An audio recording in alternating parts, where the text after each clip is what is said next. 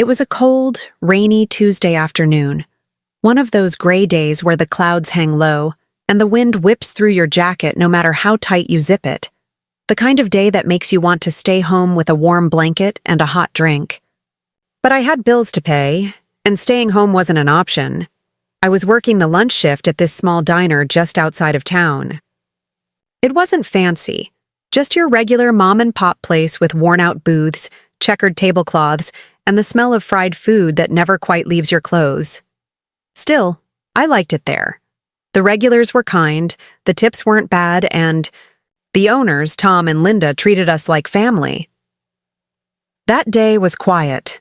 The storm had kept most folks away. A couple of truckers came in for coffee, and a young couple sat in the corner with their newborn trying to rock him to sleep. I was wiping down the counter when I saw him. An old man, maybe in his late 70s, maybe even older. He was standing outside in the pouring rain, looking at the diner like he wasn't sure whether to come in or keep walking. His coat was soaked through, his hat was drooping with rain, and he leaned on a cane with a bit of a shake in his hand. I didn't even think twice. I grabbed a clean towel from the back and rushed out the door. "Sir," I said, trying to shield him a little with my arm. "Come on in. You'll catch your death out here." He looked up, surprised, like he didn't expect kindness. His eyes were this deep, cloudy blue, tired, but kind. "Thank you, dear," he said softly, his voice trembling just a bit. "I didn't want to trouble anyone." "It's no trouble," I said. "Come on, let's get you warm." I helped him inside, took his coat, and guided him to the booth closest to the heater.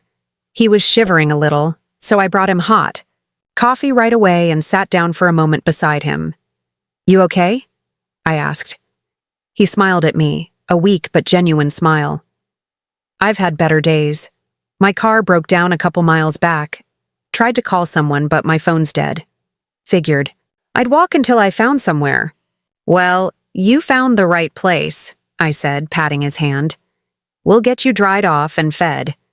He nodded, and I could see the relief in his eyes. I brought him a bowl of chicken noodle soup, on the house, I decided. I didn't even ask Tom. Sometimes kindness just needs to come first. The man ate slowly, his hands still a little shaky. Every now and then he looked around the diner, like it was bringing back memories. "This place reminds me of a restaurant I used to know," he said after a while. "Back in the 60s. Same kind of tables, same kind of food. Simple, honest. Good people." I smiled. "Yeah, we try to keep it real.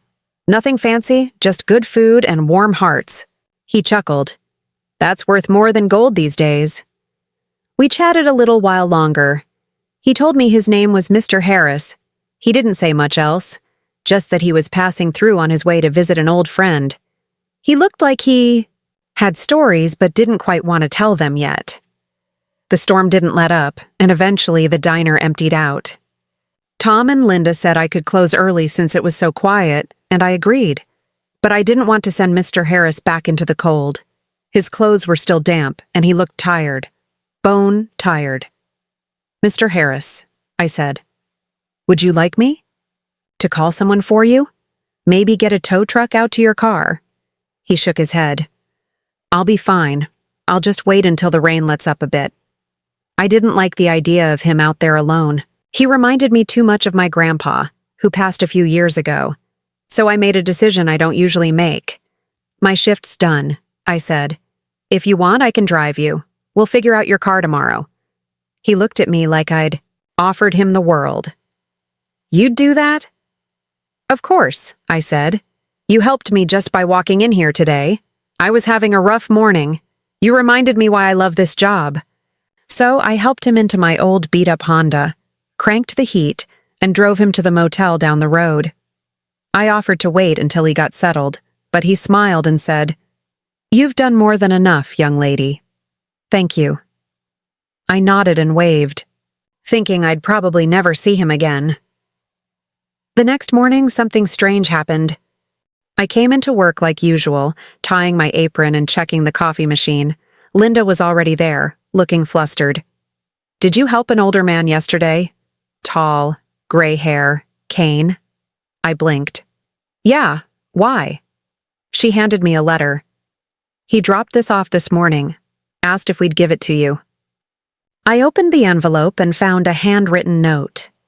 Dear Miss, I wanted to thank you from the bottom of my heart for your kindness yesterday. Most people walked past me in the rain, but you saw me. You helped me without expecting anything in return, and that's rare in this world. I didn't want to mention it yesterday, but I own this diner chain. All of them, from this one to the ones up north and out west. I started it 60 years ago with one tiny shop and a dream. I still visit from time to see how things are going, quietly, without fanfare.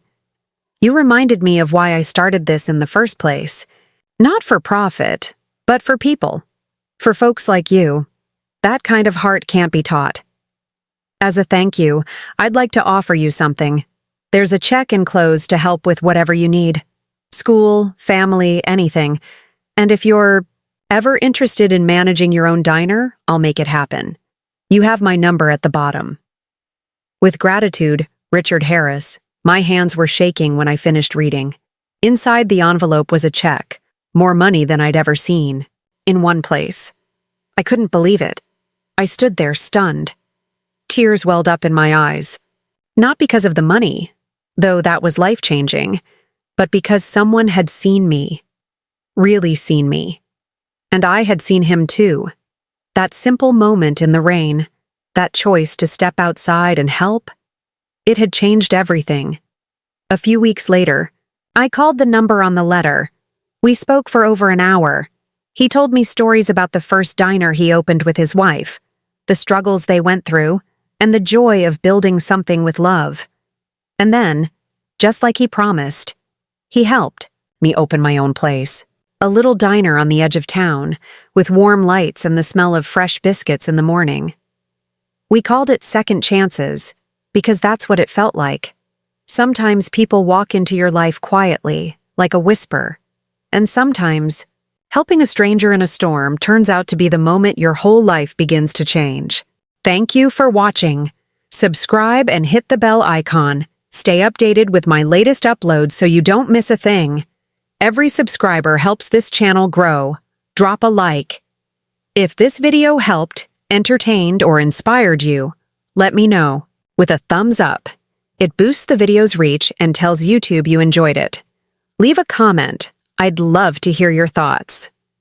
What was your favorite part? Any suggestions for future videos? Let's chat in the comments. I read every single one. Share with a friend. Know someone who'd love this? Share it with them. Spreading the word helps more people discover this content.